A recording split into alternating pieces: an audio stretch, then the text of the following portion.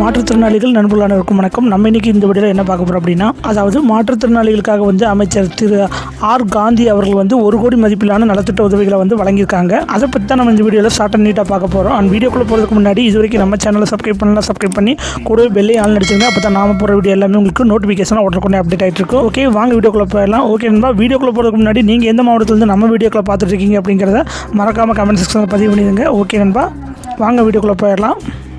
அதாவது மாவட்டம் வந்து பார்த்திங்கன்னா காஞ்சிபுரம் மாவட்டம்.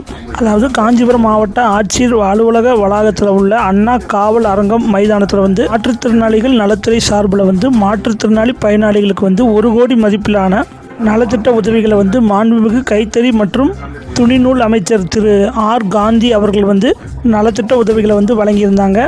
மேலும் காஞ்சிபுரம் மாவட்ட ஆட்சித்தலைவர் திருமதி கலைச்செல்வி மோகன் அவர்களும், காஞ்சிபுரம் நாடாளுமன்ற உறுப்பினரும் திரு கா செல்வம் அவர்களும், அது மட்டும் இல்லாமல் இன்னும் பலர் வந்து அந்த நிகழ்ச்சியில் வந்து கலந்து கொண்டிருந்தாங்க. வாங்க வீடியோவை பார்க்கலாம்.